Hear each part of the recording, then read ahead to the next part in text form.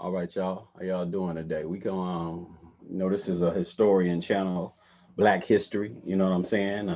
About who we are and how we supposed to live. So today I'm coming directly. You know what I'm saying? And I'm coming real with my speech today. Let me see if this will light it up a little bit. There you go. Okay, and I'm coming real with my speech today, man. It's these people are wicked. When I say wicked and evil, I mean wicked and evil. There's nothing that we could do to change who they are. That's why in your Bible verses, they say, "Come out of her, my people." You know what I mean? Come out of her. You know what I mean? Don't integrate with this beast. These people are evil, man. They some sick, sadistic motherfuckers, man. And there's no way around it. And if you seek for and search for their approval, then you are part of the problem.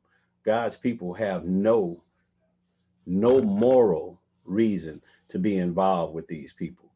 You can't trust them. They are who they are. They have a nature, and their sole focus is on survival.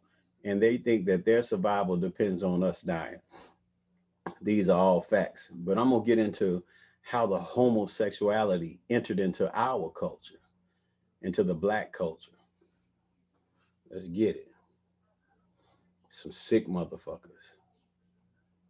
Okay, let's go. Let's share this screen. I'm gonna let y'all hear this right quick. Get it to where it need to be. Okay. Now,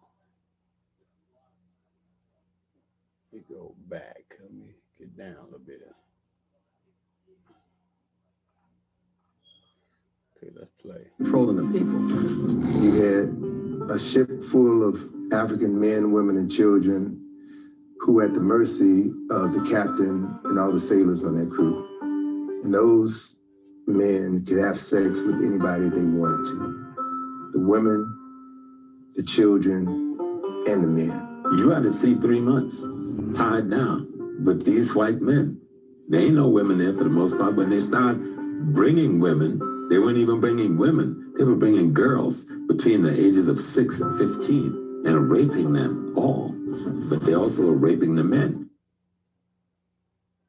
Same things are happening on the plantation to demasculinize the black man. Control the slave population is to rape a father in front of his sons, or to take the biggest, baddest black man on the plantation and do something horrible to him, to completely humiliate and emasculate him so that people won't respect him anymore. And that still happens to this day. In the Caribbean, they had seasoning plantations, which were plantations used to break the slaves. And one plantation or one place that had a lot of seasoning plantations was Jamaica. And people have to wonder, what were they doing on these seasoning plantations that was worse than what was happening on the regular plantations? Well, one thing that they were doing on these plantations, especially in Jamaica, they were doing a process called buck breaking, where the white supremacist slave owner or the white supremacist overseer would literally rape black men in front of the whole black population in order to break his spirit, in order to break him down as a man, in order to show dominance against him, in order to show the rest of the black population that this is not your leader. I just made your leader submit to me sexually. And this happened a lot in Jamaica. This is why homosexuality is so looked down upon in Jamaican culture today. And it was a way primarily of cutting down those who would rebel. In other words, it was a matter of power and control and domination. And they would call it buck busting, but it was really butt busting. Slavery continued until 1865 for about 2 generations, right? So how do you reconcile that? You can no longer bring in Africans, but you still have the business of slavery. So they still needed Africans to do the work down south, especially after the cotton gin was invented. So you had the creation of breeding farms. Two of the largest slave breeding farms in the United States were on the eastern shore of Maryland and right outside of Richmond, Virginia. They literally bred black people like cattle. They would have a strong black man have sex with a healthy black woman, that woman could be his mother, his sister, his aunt, his cousin. It didn't matter, because the end product was produce a child that I can sell, bodies that I can sell and ship down to Mississippi, Alabama, Georgia, South Carolina, North Carolina. It was a business. We had breeding farms in the United States that would put one person from one plantation against another. We even had a system where if you were a breeder, male on one plantation, a female on another plantation, or even on the same plantation, even if you were mother and son, they would mate you. And so I tell a lot of my patients and a lot of my friends, you got to stop using the MF word, because that was a description of what actually happened when the paper bag would go over the head to put one breeder against another when they were related. Inflation and control. Okay. Do y'all understand the sickness of these people? How evil and sick they are. These are real sick people, man. They are extremely sick people. I'm talking about, I have no idea how to explain it to you, because it's sickening.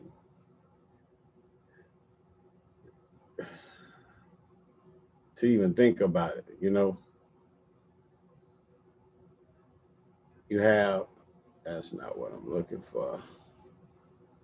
I had one on here that I was looking for.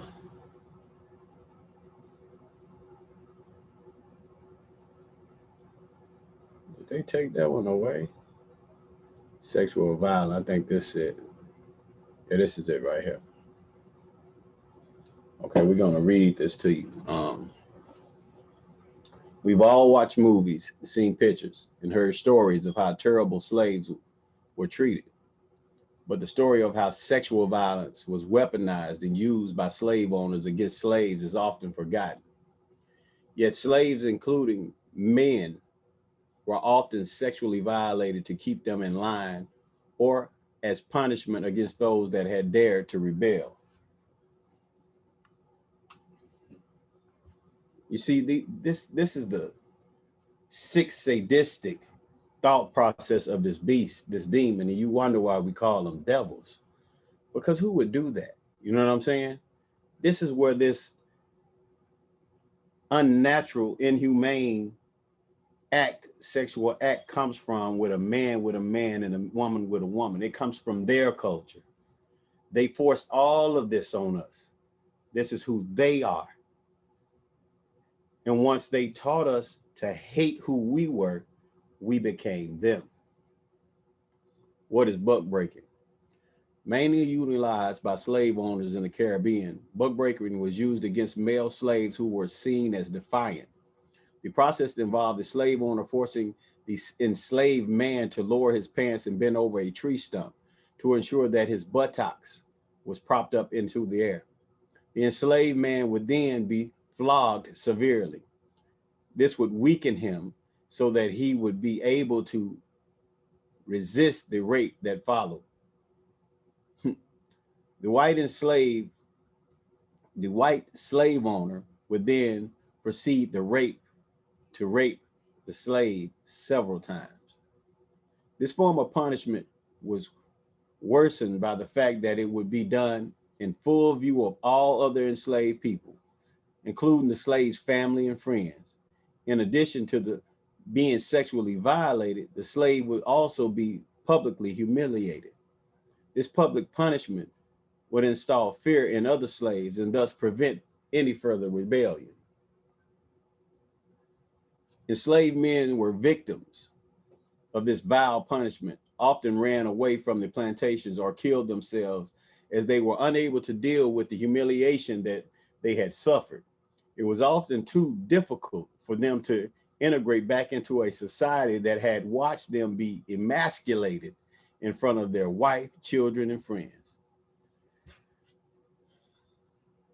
Y'all have to,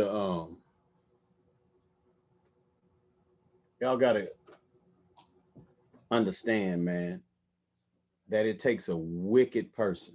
I'm talking about a downright wicked person to do things like this. And we forgive so easily.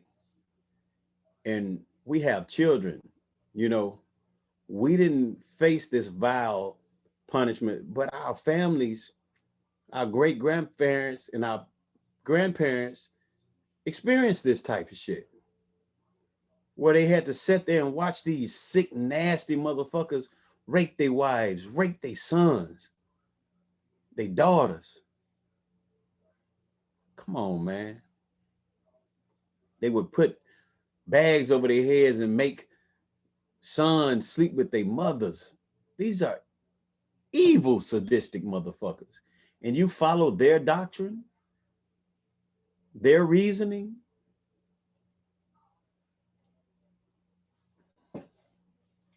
Our truth is a motherfucker. But through it all, our pain, our post-traumatic slave syndrome, because we have it. Our DNA is tainted because of these evil, wicked, sick people. You know, it's an embedded hurt there in anger. But we have to give that power and that energy to the ancestors and let them work on our behalf. Because you can't do anything in the flesh. This is a spiritual war. Your book tells you that. And in the spiritual world, our ancestors have all of the power. See, these movies they make, they're to warn them and get them ready for what's to come, but it's here for them. So I'm trying to prepare y'all to make sure that you get what you need from nature to be who you need to be to fight this beast. We're going to keep coming with this knowledge and this power and this truth about this demon. So I'm out on this one.